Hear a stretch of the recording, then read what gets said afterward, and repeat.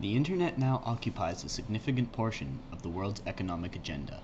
It globalizes every local industry and every local service. Fadi Shahadi, CEO of ICANN. Let's take a moment to think about this. The internet is so vast, it's nearly impossible to determine its actual total size. WorldWideWeb.com estimates there is at least 4.65 billion indexed pages on the internet. As of 2014, Google has indexed 200 terabytes of web pages, and this is estimated to be only 0.004% of the entire internet. There's over 14.3 trillion pages on the internet and growing every day. Here's some more perspective on how absolutely massive the internet is. YouTube, the world's largest online video streaming service, has 16 years of video uploaded every day. Google's advertising revenue is bigger than that of the entire United States print industry. Amazon's annual revenue is greater than half the world's gross domestic product, the monetary value of all the finished goods and services produced in a country. Amazon also has enough warehouse space to fill over 700 Madison Square Gardens, whose field size is 820,000 square feet. That's over 574 million square feet. Amazon owns more North American e-commerce than Office Depot, Staples, and Dell combined, and they began here on our humble little internet. In 1999, 38 million people had broadband internet. Today, 1.2 billion people have it on their mobile phones alone. Facebook has over 115 million unique visitors a day. More people have access to internet on their phone than they do safe drinking water and electricity. Kickstarter launched over 98,000 new projects, raising over $521 million in just 4 years. Instagram has over 100 million active monthly users. Reddit has 22 employees. Their website has over 62.3 million unique visitors per month and generates over 4.4 billion page views per month. On average, the users spend about 40 minutes on the site at a time. So, what do we mean when we say the internet occupies a significant portion of the world's economic agenda? Well, we're saying that as time goes on, more and more things will become primarily accessible online. Someday we may even eliminate physical stores altogether in place of online shopping.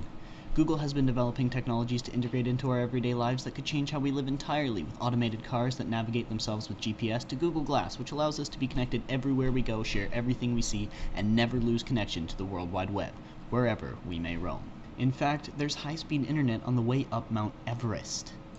Our world today is so obsessed with technology and always being connected that it only makes sense companies expand onto the internet. As Fadi said, the internet is globalizing every local industry and service, making it possible for you to find what you're looking for with the click of a button. Plumbing's broken? Findaplumber.com has you covered.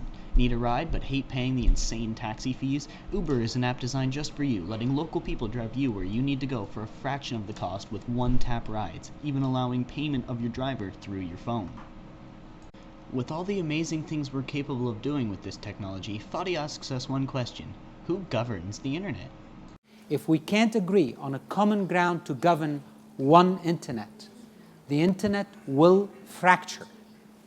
And if it did fracture, it'll keep working, but it'll be much more difficult for commerce, ideas, innovation, growth to continue on it.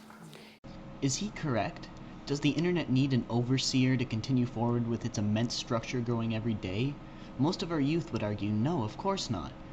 The internet has been expanding on its own and doing just fine with it. So what suddenly makes it integral for a supreme ruler, if you will, to govern its growth now? Who's right? What is the fate of the internet going to be? Fadi is concerned about the growth of the internet continuing on the overly upward slope it has been in recent years, saying that if it continues at such a rate, it could be catastrophic.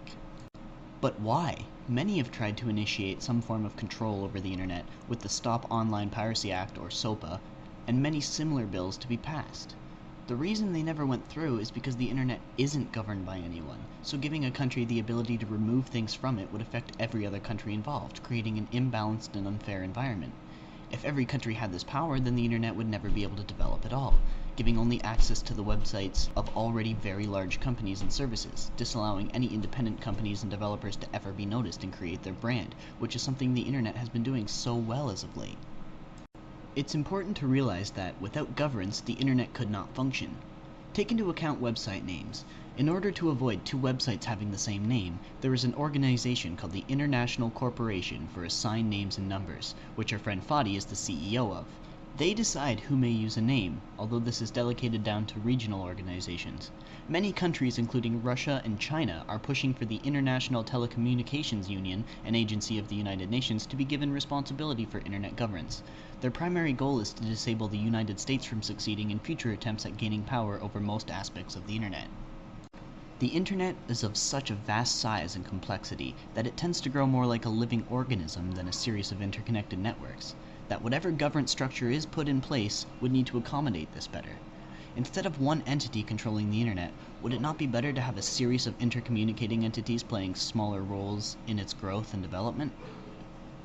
This would allow for less restriction and bias in future, and instead create a more dynamic approach to future growth, much like a town planner putting down grass, watching where people choose to walk, then paving the paths in those areas. This allows for an evolution of development and prevents a dictatorship rule over how this gargantuan piece of equipment is to move forward.